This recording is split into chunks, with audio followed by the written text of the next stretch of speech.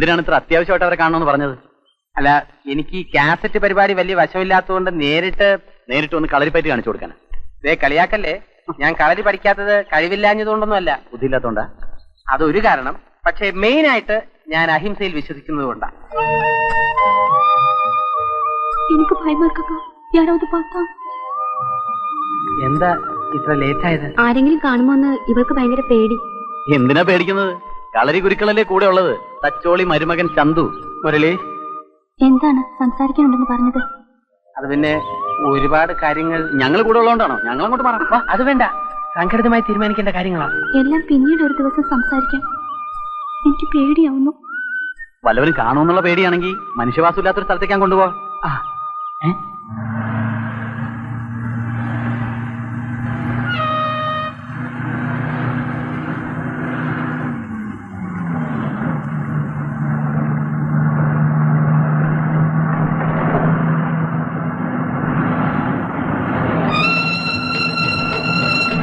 ഒന്ന് വണ്ടി നിർത്തണം, ഒരാളിറങ്ങുന്നുണ്ട്.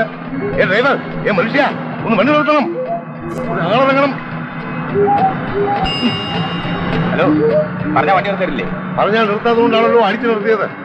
എവിടുന്ന് വരണ കുറ്റി മറിച്ച് ഊളം പറഞ്ഞു പോടോ.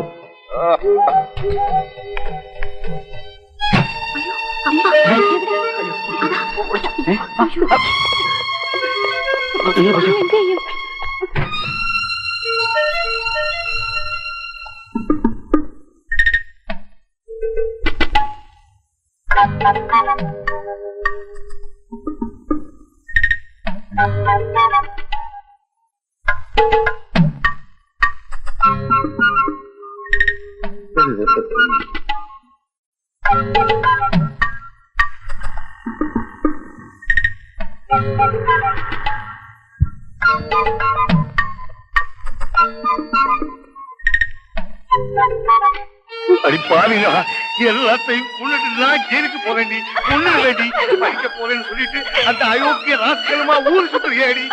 ஏண்டி அவனை பத்தி நீ எங்கிட்ட என்னெல்லாம் சொல்லியிருக்க ஏண்டி? அவனுக்கு உனக்கு என்னடி சம்பந்தம்? எல்லாம் என் தப்பு தாண்டி, என் தப்புதா. அக்கம் மக்களுக்கு பார்த்தா நமக்கு அவமானம்.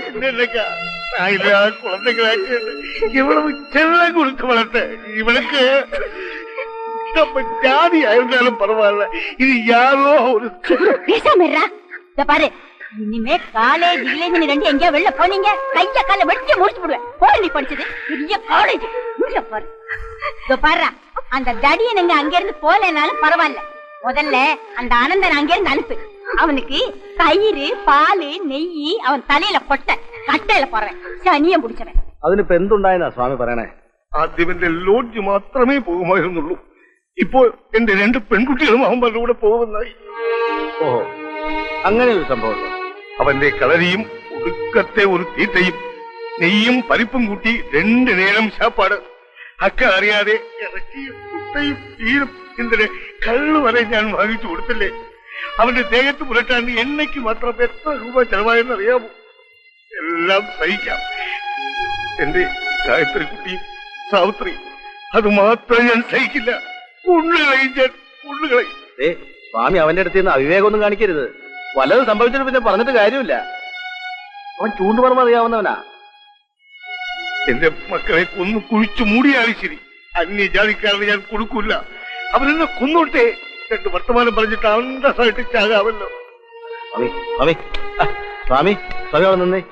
സ്വാമി ഇങ്ങനെ നിയന്ത്രണം വിടരുത്. ഞാൻ കൂടി വരാം. നമുക്ക് ഒരുമിച്ച് സംസാരിക്കാവുന്നത്. ഇനി സംസാരിച്ചിട്ട് എന്താ പ്രയോജനവും കിടയാറ്. സ്വാമിയുടെ വിഷമം എനിക്കറിയാം. എടുത്തിയാടി എന്തെങ്കിലും അവിവേകം കാണിച്ചാൽ ദുഃഖിക്കേണ്ടി വരും. ഇതിനേക്കാൾ എന്താണ് വലിയ ദുഃഖം? സ്വാമി, ഞാൻ പറയുന്നത് കേക്ക്. സ്വാമി കടയിൽ പോയി. ഞാൻ വരാമെന്ന് പറഞ്ഞാൽ വരും. വേദന. ആമാ, അതുണ്ടോ വാസുവേ? ഇവിടെ തലവലാദികളിൽ നിന്ന് സ്വാമിയുടെ മക്കളെ രക്ഷിക്കാൻ വേണ്ടിയിട്ടാ തന്നെ ഞാൻ ഇവിടെ കൊണ്ടുവന്നത്. പക്ഷെ താൻ എന്നോട് ചതി ചെയ്യാൻ പാടില്ലായിരുന്നു. ഞാൻ എന്ത് ചതി ചെയ്തെന്നാ മാഷി പറയുന്നത്? ആരുടെയും മനസ്സ് വേദനിപ്പിക്കാൻ പാടില്ല എന്ന കാര്യത്തിൽ എനിക്ക് നിർബന്ധമുണ്ട്. പ്രേമന്റെ ശല്യത്തിൽ നിന്നും സാവിത്രിക്കുട്ടിയെ രക്ഷിച്ചതിന്റെ നന്ദി സൂചകമായി ആ കുട്ടി എന്നെ സ്നേഹിച്ചു. അങ്ങനെ ഞാനും ആ കുട്ടിയെ സ്നേഹിക്കാൻ നിർബന്ധിതനായി തീർന്നു. അത്രേ ഉള്ളൂ. എടോ, കളരി അഭ്യാസം അറിയാമെന്ന് വെച്ച് എന്ത് തോന്നിവാസം കാണിച്ചാൽ ചോദിക്കാനും പറയാനും ഇവിടെ ആളില്ലെന്നാണ് തന്റെ വിചാരം. സ്വാമി എന്നെ തല്ലില്ലെന്ന് മാത്രമേ ഉള്ളൂ. എന്റെ ഉത്തരവാദിത്തത്തിലാ തന്നെ ഇവിടെ കൊണ്ടുവന്നിട്ടുള്ളത്. എനിക്കൊരു പ്രശ്നം വരുമ്പോ അപ്പുണ്ണി മാഷെങ്കിലും എന്നോടൊപ്പം ഉണ്ടാവുമെന്നാ ഞാൻ വിചാരിച്ചത്. ഇതിൽ നിന്നും ഒഴിഞ്ഞു മാറാമെന്ന് അപ്പുണ്ണി മാഷ് വിചാരിക്കണ്ട. പയ്യോളിയിൽ കളരിയും അഭ്യാസവുമായി ഒതുങ്ങിക്കഴിഞ്ഞിരുന്ന എന്നെ ഇവിടെ കൊണ്ടുവന്ന് സാവിത്രിക്കുട്ടിയുമായി അടുക്കാനുള്ള സാഹചര്യം എനിക്കുണ്ടാക്കി തന്നത് മാഷാണ്. ആരെ? ഞാനോ? അതെ. ഇനി ഞങ്ങളെ ഒന്നിപ്പിക്കേണ്ടതിന്റെ ഉത്തരവാദിത്വവും മാഷിന്റേതാണ്. അതെ മാഷ്, സാവിത്രിക്കുട്ടി ഇല്ലാതെ ഇനി എനിക്ക് ജീവിക്കാൻ പറ്റില്ല. ഇനി ഒരു നിമിഷം നിന്ന് ഇവിടെ കണ്ടുപോകുന്നത് എന്റെ മകളെ നിനക്ക് വിവാഹം കഴിക്കണമല്ലേ? അതിന് ഈ സ്വാമി രണ്ടാമതൊരു ജന്മം ജനിക്കണമെന്ന് എടാ നിന്നോട് എന്നോട് ചോദിക്കേണ്ട ഒരു കാര്യം. എന്താ ഇത്? എന്താ ഈ സ്വാമിക്ക് എല്ലാവരും കൂടെ എന്നെ ഭ്രാന്ത് പിടിപ്പിച്ചു. എടാ ദ്രോഹി, എന്റെ പെൺകുട്ടികളെ മയക്കി എടുക്കാൻ നിങ്ങൾ എല്ലാം ഒന്നായി അല്ലേ? പ്രശ്നം ഉണ്ടാക്കരുത്.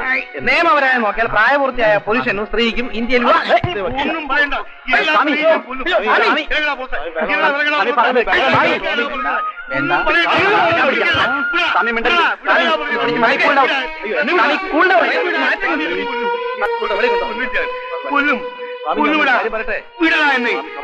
വിടാനാ പറഞ്ഞത്. അവന്മാരെ കൊല്ലട്ടെ. സ്വാമി ഇതേ ഉണ്ടാതിരി. അയൽവക്കാരുടെ സ്വാമിയുടെ മക്കൾക്കല്ലേ പേരുദോഷം. സ്വാമി ഇങ്ങോട്ട് വരാൻ പറയും. സ്വാമി ഇവിടെ കിടന്ന് ഈ പുകിലൊക്കെ ഉണ്ടാക്കിയ സ്ഥിതിക്ക് വീട്ടിൽ എന്തായിരിക്കും? ആ പെമ്പിള്ളേരെ വല്ലത് ഉപദ്രവിച്ച് കാണുമോ? അവരെ വീട്ടിൽ നിന്ന് മാറ്റി കാണുമോന്നാ എന്റെ പേടി. അങ്ങനെ മാറ്റിയാ ഞാൻ അപ്പൊ ഒരു ഹേബിയസ് കോർപ്പസ് ഫയൽ ചെയ്യും. അതുകൊണ്ടൊന്നും ഒരു കാര്യമില്ല. ഒരു മണ്ടനെ കയ്യിലെടുത്താലേ കാര്യങ്ങൾ നടക്കും. അയ്യോ ഞാൻ തന്നെയല്ല, അപ്പുണ്ണി മാഷിനെ. മാഷേ, മാഷേ. ആരാ? ആ എന്താ ഈ അസമയത്ത്? മാഷിനൊന്ന് കാണാൻ വന്നതാ. ആ ശരി ശരി, വാ വാ. ആ ഇരിക്ക.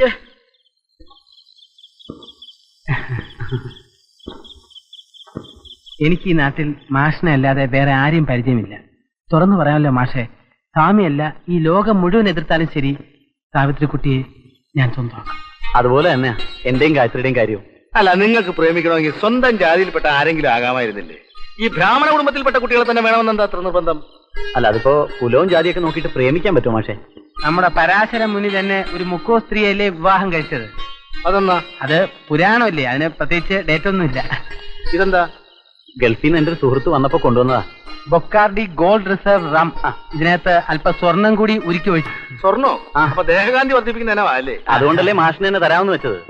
വാസു വാസു വാസു, ആ കുറച്ച് വെള്ളവും ഒരു 3 ഗ്ലാസ് കൊണ്ടുവാ. അപ്പൊ തുടങ്ങാല്ലേ?